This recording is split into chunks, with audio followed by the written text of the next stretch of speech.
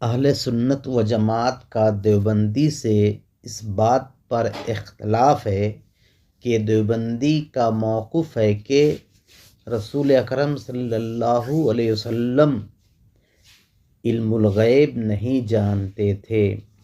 جاننے والی ذات صرف اللہ تبارک تعالیٰ کی ہے۔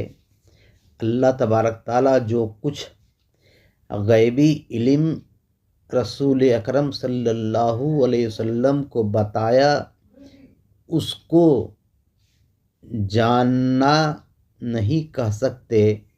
جاننا وہ ہوتا ہے جو بغیر بتائے جان جائے، جبکہ اہل سنت و جماعت کا موقف یہ ہے کہ رسول اکرم صلی اللہ علیہ وسلم اور کل انبیاء علیہ السلام کے لیے اللہ تبارک تعالیٰ کے بتانے سے وہ بات غیب نہیں رہی جو اللہ تبارک تعالیٰ نے بتا دیا۔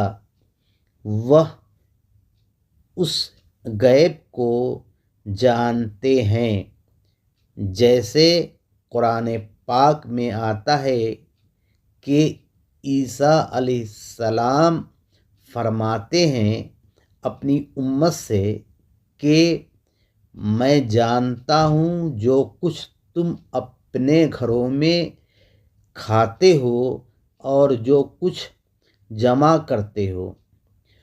امت کا یہ عمل عیسیٰ علیہ السلام کے لیے غیب تھا، مگر اللہ تبارک تعالیٰ کے بتانے سے وہ غیب نہیں رہا، اور جو علم الغیب غیب نہیں رہا وہ علم الغیب عیسیٰ علیہ السلام جانتے تھے۔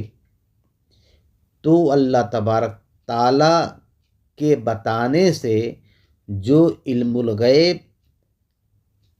رسول اکرم صلی اللہ علیہ وسلم کے لیے غیب نہیں رہا، تو ہم کیوں نہیں کہہ سکتے ہیں کہ وہ علم الغیب رسول اکرم صلی اللہ علیہ وسلم جانتے ہیں؟